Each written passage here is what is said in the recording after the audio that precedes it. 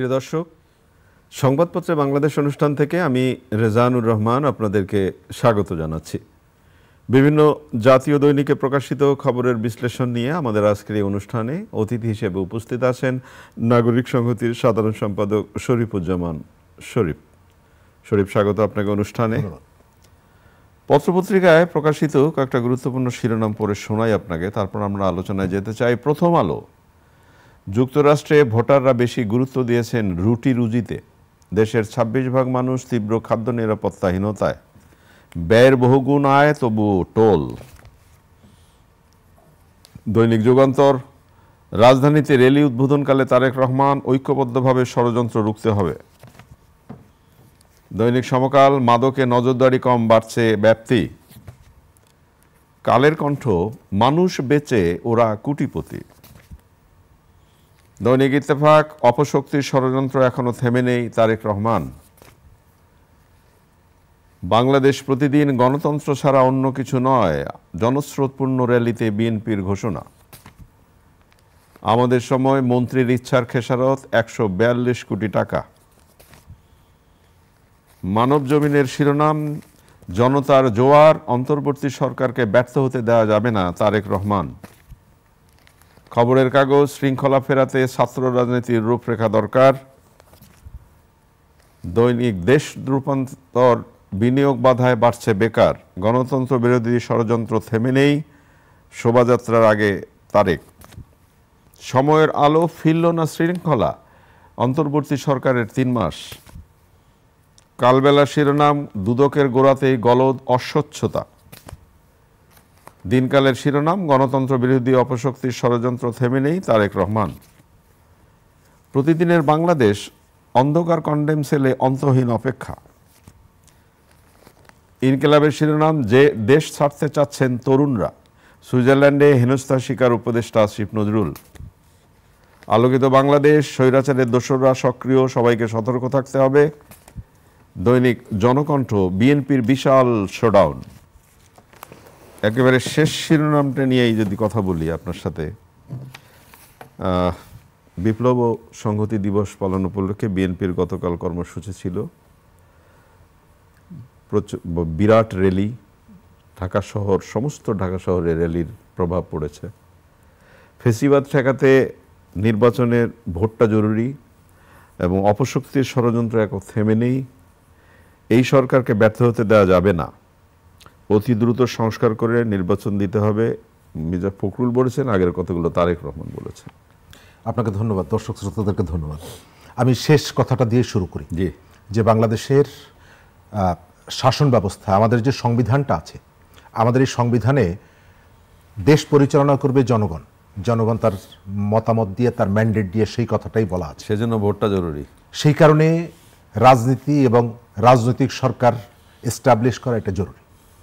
এবং জনগণ রাষ্ট্র পরিচালনায় ভূমিকা রাখবে কিভাবে? জনগণ গিয়ে নিশ্চয়ই গণভবন বা বঙ্গভবনের রুমের মধ্যে বসে থাকবে না। সে রাষ্ট্র পরিচালনার জন্য রাজনীতিবিদদেরকে দায়িত্ব দেবে ভোটের মধ্য দিয়ে, এবং তারাই নানা রকমের পলিসি গ্রহণ করবে, নীতি গ্রহণ করবে, এবং সেই অনুযায়ী দেশটা পরিচালিত হবে। শেখ হাসিনার সরকারের বিরুদ্ধে সবথেকে বড় যে অভিযোগটা, আমি মনে করি যে সেই অভিযোগটা হচ্ছে যে তিনি বাংলাদেশের যে জনগণকে শাসন কাঠামোয় ভূমিকা রাখার জায়গা থেকে তিনি বঞ্চিত করেছিলেন।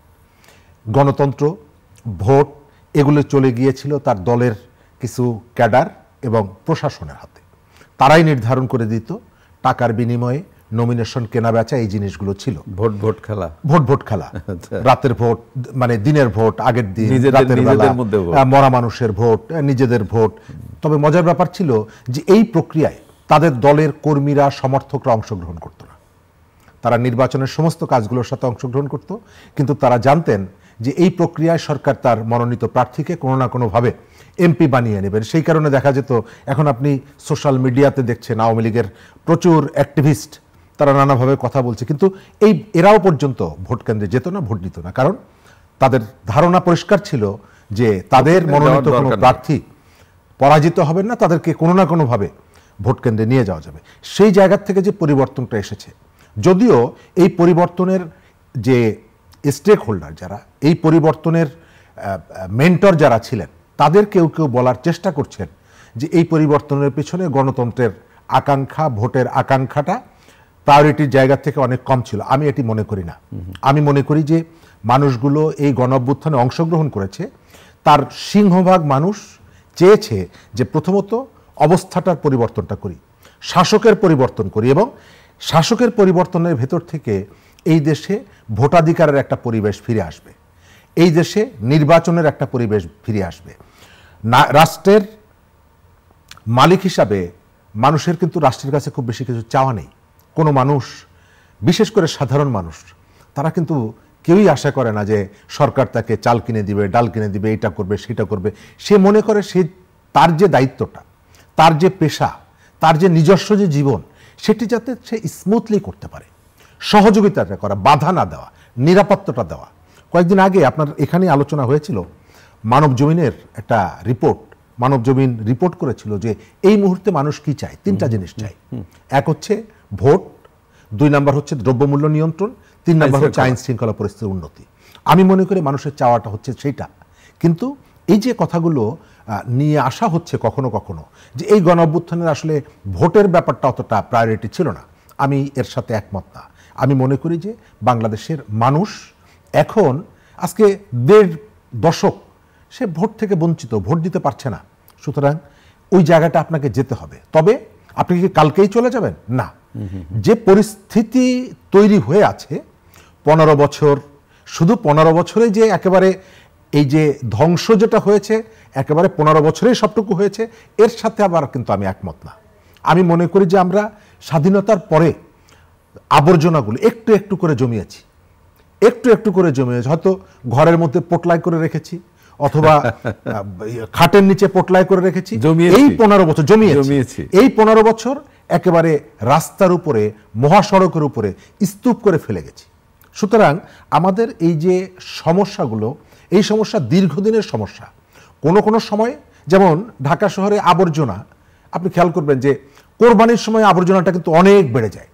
এই 15 বছরের ওই সময়টার সাথে আমি তুলনা করি যে অনেক আবর্জনা জমা হয়েছে, কিন্তু তার আগে যে আবর্জনা জমা হয়নি, আমি সেটির সাথে একমত না।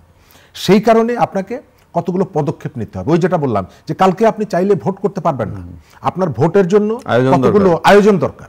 একটা গুরুত্বপূর্ণ জায়গা হচ্ছে আইন শৃঙ্খলা বাহিনী। আমাদের এখানে পুলিশের ভূমিকাটা আমরা দেখছি, তাদের সে সক্ষমতা আসেনি, আত্মবিশ্বাস আসেনি, এবং কোনো কোনো জায়গায় এখন পর্যন্ত পরিকল্পিতভাবে পুলিশের বিরুদ্ধে একটা প্রচার, একটা সেন্টিমেন্ট ক্রিয়েট করার একটা চেষ্টাটা আছে।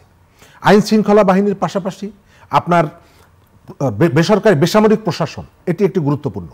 আপনার নির্বাচন কমিশন গুরুত্বপূর্ণ। তবে এই কাজগুলো করার জন্য যে ধরনের দ্রুততা দরকার, যে ধরনের সুনির্দিষ্ট পরিকল্পনা দরকার, সেই পরিকল্পনার আমি একটা ঘাটতি দেখছি। অনেক ধন্যবাদ আপনাকে। কালের কণ্ঠ একটি রিপোর্ট করেছে এবং খুব গুরুত্বপূর্ণ মনে হয়, অনুসন্ধানমূলক রিপোর্ট, মানুষ বেচে ওরা কোটিপতি। এবং এখানে যেটা বলা হচ্ছে, মানব পাচারের সাগরপথ, এবং 19 বছরে 2500-এর অন্তত 79 জন মানুষ নিখোঁজ।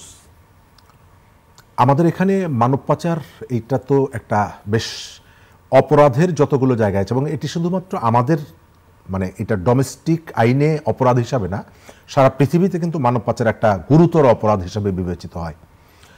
তো এই পথে মানুষ জানার পরেও পা বাড়ায়। বিভিন্ন সময় আপনি দেখবেন যে ভূমধ্যসাগরে প্রায় প্রতি বছর আমাদের প্রচুর মানুষ যুবক তারা সেখানে মৃত্যুবরণ করেন, এবং কেউ কেউ, অনেকেই তাদের লাশ পর্যন্ত দেশে ফেরত আসে না, স্বজনরা তার খবর জানতে পারেন না।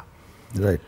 এই তরুণরা যায় কেন? জীবনকে হাতের মুঠোয় করে। প্রথমত এই জায়গায় তার জন্য আপনি কোনো ডিসেন্ট ওয়ার্কের ব্যবস্থা করতে পারেন। আপনি আমাদের যে ডেভেলপমেন্টের জায়গাগুলো, আপনার ডেভেলপমেন্টের কনসেপ্টটা, এটা প্রধানত আমরা চাই, আমরা মনে করি যে আমি একটা বিরাট রাস্তা করেছি, এবং আমাদের মানে হিউম্যান সাইকোলজির জায়গাটা হচ্ছে, আপনি গ্রামের মানুষকেও দেখবেন, সে একটা বড় রাস্তা করাকে ডেভেলপমেন্ট মনে করে, কিন্তু তার গ্রামের মধ্যে কেউ একটা ওই ছোট্ট একটা মুরগির খামার করেছে, 3 জন মানুষ সেখানে কাজ করছে, ওটাকে সে ডেভেলপমেন্ট ভাবে না। সে ডেভেলপমেন্ট বলতে এই যে রাস্তা, এই যে অবকাঠামোগত উন্নয়ন, এবং রাষ্ট্রের মাথার মধ্যেও এই জিনিসটা ছিল। আমাদের এখানে বেকারের যে শিক্ষিত বেকার, বলা হয় যে প্রায় ২৬ লক্ষ শিক্ষিত বেকার এখানে আছে এবং বেকারের মিছিলটা বাড়ছে। এই জায়গা থেকে প্রতিরোধ করার জন্য, বেকারের এই মিছিল ঠেকানোর জন্য আপনাকে কর্মসংস্থানের ব্যবস্থা করতে হবে। দ্বিতীয়ত, এই যে তরুণরা যে বাইরে যাচ্ছে, এই যে মানব পাচারটা হচ্ছে, মানব পাচার নানাভাবে হয়, নারী পাচার হয় ইত্যাদি ইত্যাদি, এটা আইডেন্টিফাই করে যে প্রতিরক্ষামূলক ব্যবস্থা, প্রতিরোধমূলক ব্যবস্থা এবং একই সাথে যারা এই ঘটনার সাথে জড়িত তাদেরকে কঠোরভাবে বিচারের মুখোমুখি করা, এই জায়গাটায় একটা বড় রকমের শৈথিল্য আমাদের মধ্যে আছে। তদন্ত সহ অন্যান্য প্রক্রিয়ায় এবং যে তথ্যগুলো এসেছে, আমার ধারণা যে প্রকৃত তথ্যটা এর থেকে অনেক বেশি, আরো বেশি। আপনার এখানে ওই যে ব্যবস্থাগুলো, ডিসেন্ট ওয়ার্ক, কর্মসংস্থান, এবং এটি শুধু ব্যক্তি উদ্যোগে করলে হবে না, আপনার রাষ্ট্রের উদ্যোগে করতে হবে। আমাদের এখানে অনেক যুবক, এই যে বললাম ২৬ লাখ, যদিও এটা নিয়ে একটা মুখরোচক কথা আছে, আমাদের একজন উপদেষ্টা বলেছিলেন দায়িত্ব নেওয়ার আগে যে আমাদের এখানে ভারতের ২৬ লাখ কর্মী এখানে কাজ করছেন। এই দাবিটা কিন্তু আছে। আবার সোশ্যাল মিডিয়ায় দেখলাম উনি আবার এটা ক্লারিফিকেশন দিয়েছেন, আমি জানি না আবার এআই করা কিনা, এটা যে এটা তো আমি উপদেষ্টা হওয়ার আগে বলেছেন সেটা। তো এটি নিয়ে কিন্তু একটা দাবি আছে যে তাদেরকে দ্রুত পাঠানোর। তো এই জায়গাগুলোতে আমি আসলে ফোকাসটা করতে চাই, যেখানে এই তরুণরা কেন বাইরে যায় এবং এই তরুণরা বাইরে গিয়ে আপনি খেয়াল করবেন সে কিন্তু আমাদের ইকোনমিকে সমৃদ্ধ করে। এই যারা বাইরে যাচ্ছেন তারা কিন্তু রিমিটেন্স যোদ্ধার কথা বলছিলাম, আসলে সেটা। এবং এদের বেশিরভাগ, বিশেষ করে এটা আমার অবজারভেশন, মধ্যপ্রাচ্য সহ এই জায়গাগুলোতে যারা যান তারা কিন্তু পুরো ইনকামটাই তারা দেশে পাঠিয়ে দেন, দেশে কষ্ট করে, অনেক ভালো থাকুক, ভাই বোন ভালো থাকুক। আমি ওইটা সবসময় বলি যে আমাদের ইকোনমি এক্সপ্যান্ড করেন এটি বলা যাবে না, আমাদের কোনো জায়গায় যে সমৃদ্ধির কোনো স্বাক্ষর নেই এটা বলা যাবে না। আমরা অনেকগুলো জায়গায় এগিয়েছি, হয়তো সেই এগোনোটা সাস্টেনেবল হয়নি, তার সাথে আপনি যদি ডেমোক্রেসিটা তো মেলাতে পারতেন তাহলে এটিকে আপনি হয়তো সাস্টেনেবল করতে পারতেন। আমাদের ইকোনমিটা এখন পর্যন্ত 3টা গরিবের উপরে নির্ভরশীল। এক হচ্ছে গ্রামের কৃষক, গরিব মানুষ। 2 নাম্বার হচ্ছে ওই গরিব কৃষকের সন্তান যে হচ্ছে ঢাকায় পোশাক কারখানায় কাজ করে। 3 নাম্বার হচ্ছে তার যে সন্তানটা ক্লাস 9-এ 10-এ পড়েছে, ম্যাট্রিক পাস করেছে, চাকরি দিতে পারে না, এর কাছ থেকে ধার করে জমি বিক্রি করে সে বাইরে চলে যাচ্ছে দালালের হাতে টাকা দিয়ে। এই 3 শ্রেণীর গরিব মানুষের উপরে আমার এই ইকোনমিটা টিকে আছে। যদিও আমি যখন অ্যাকশনগুলো নেই, আমি যখন পদক্ষেপগুলো নেই, তখন তার প্রতি, তার সমস্যাগুলোর প্রতি আমার নজরটা থাকে কম। এখনও আপনি ন্যাশনালি যে আলোচনাগুলো শুনবেন, সেই আলোচনাগুলোতে আমি দেখি এই গ্রামের গরিব মানুষের কথা নেই। আপনি যখন পদক্ষেপগুলো নিচ্ছেন, দ্রব্যমূল্য বেড়েছে, শহর জুড়ে হইচই, আপনি সঙ্গে সঙ্গে অ্যাকশন নিলেন কি, ঢাকার প্রত্যেকটা ওয়ার্ডে একটা করে ট্রাক গিয়ে স্বল্প মূল্যে, কিন্তু গ্রামের যে গরিব মানুষটা তারও তো এই দামেই কিনতে হয়। আপনার তার বিষয়টা কিন্তু আপনার ভাবনায় আসে না। আপনি ঢাকায় হাসপাতাল, ঢাকার বাইরে উপজেলা পর্যায়ে যে হাসপাতালগুলো আছে, হাসপাতালে আপনি প্রপার ট্রিটমেন্টটা পাবেন না। আমি আমার জায়গায় বলতে পারি, আমার মোরেলগঞ্জ এবং শরণখোলায়, সেখানে রোগী নিয়ে যাওয়ার পরে ডাক্তার প্রেসক্রিপশন কি করে, মানে এই কথাটা শোনার জন্যই সম্ভবত এই উপজেলা পর্যায়ের এই হাসপাতালগুলো যে রোগীকে ঢাকায় অথবা খুলনায় নিয়ে যান, তারা আছেন। তো আপনি ডেভেলপমেন্টের কথা তো বলছেন এবং কোনো কোনো জায়গায় করেছেন, কিন্তু এই জায়গাগুলো, বেসিক যে জায়গাগুলো, ওই যে গরিব মানুষ, তার কথাটা আপনার বিবেচনায় আসে না। গ্রামের কথা তো বললেন, যে গ্রামে, শহরের কথাটাই আমরা অনেক বেশি ভাবি, যে ঢাকা শহর শান্ত থাকলেই, ঢাকা শহর, শহরের মানুষ থাকলেই ভালো, শান্ত থাকলেই শান্ত। যেমন এই যে প্রথম আলোতে শিরোনাম হয়েছে, দেশের 26 ভাগ মানুষ তীব্র খাদ্য নিরাপত্তা। এখানে বলা হচ্ছে যে চাল সহ নিত্য পণ্যের দাম কমাতে সরকারের বাস্তবসম্মত কোনো উদ্যোগ নেই। আমি একমত এটার সঙ্গে। আপনি বাজারের যে গত কয়েকদিন ধরে বিশেষ করে সবজির যে দামটার একটু সহনীয় জায়গায় আসছে, এটা সরকারি কোনো অ্যাকশনের কারণ না। সবজির উৎপাদনটা বেড়েছে, শীতকাল এসেছে এবং সবজি আসবে, এটা স্বাভাবিক, এবার প্রতি বছরই আসে, এবং এই সবজিটা সে আটকেও রাখতে পারবে না। কিন্তু যে সমস্ত জায়গাগুলোতে, যে সমস্ত পণ্যের ক্ষেত্রে কারসাজি করার সুযোগ আছে, যে সমস্ত পণ্যের দাম বাড়ানোর ক্ষেত্রে ভূমিকা রাখার সুযোগ আছে, প্রত্যেকটা জায়গায় রাখা হচ্ছে। কিন্তু আমি দেখতে পাচ্ছি যে এই জায়গাগুলোতে উহু না করলে সরকার তেমন একটা প্রতিক্রিয়া দেখান, মানে চাইতে হবে। স্বাভাবিক যে প্রতিক্রিয়াগুলো থাকা দরকার সেই প্রতিক্রিয়াগুলো আমি এখানে দেখতে পাচ্ছি না। এবং কোন কোন জায়গায় আমি মনে করি যে উটকো কতগুলো ঝামেলা তারা কাঁধে তুলে নিচ্ছে, আবার তাদের আশপাশের কিছু লোকজন, হয়তো এটি পরিকল্পিত হতে পারে যে সরকারকে এই সমস্ত উটকো কাজের মধ্যে ব্যস্ত রাখা। আপনি রাস্তায় দাঁড়িয়ে একটু কথা বলবেন, আপনার সাথে আমার মিলল না, আমি দুটো ঢিল ছুড়ে দিলাম, দুটো ডিম ছুড়ে দিলাম।